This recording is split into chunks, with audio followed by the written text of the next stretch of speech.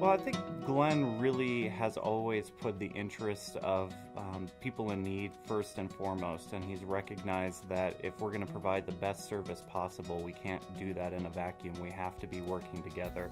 He took his job at Catholic Charities and he wanted to make a difference, and you could tell he did. Glenn has a great way of actually accomplishing things, and there are many things in the community that you can point to and say Glenn was instrumental in bringing that together.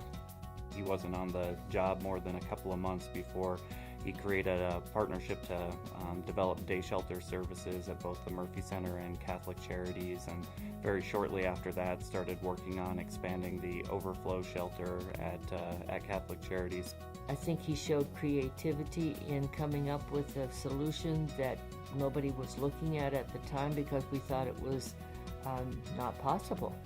I know that Glenn was instrumental with the city in pulling together the cold weather shelter, which for several years was the one place that people could go in the wintertime during the day so that they could get out of the elements.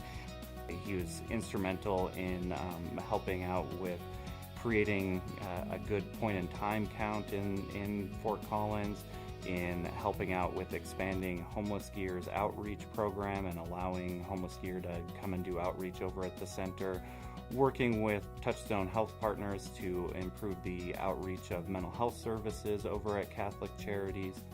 Glenn's participation in the long-term recovery group after the Hyde Park fire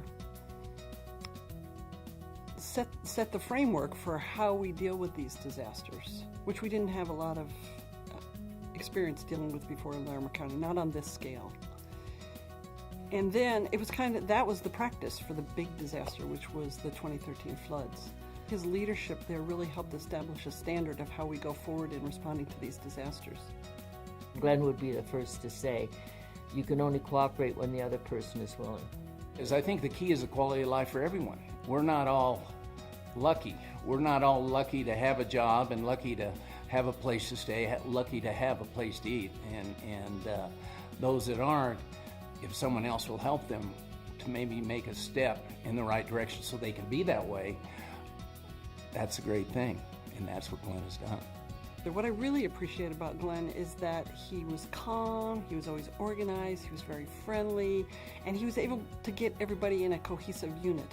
His heart's in it. I mean, he has true values of helping others, not because it's a job, but because he feels that's the right thing to do. You know, I think he really has been somebody who has been a great leader and a mentor and a teacher for a lot of us who work in the social service world. There is a deep, deep respect for him and his abilities, his way of thinking, the solutions that he brings to the table, and he is very appreciated within the organization of the city. I think that there's literally hundreds, if not thousands, of homeless individuals and families in our community that have positively been impacted by the work that Glenn has accomplished. He has a caring heart. And that's about the best thing you can say about anybody, isn't it?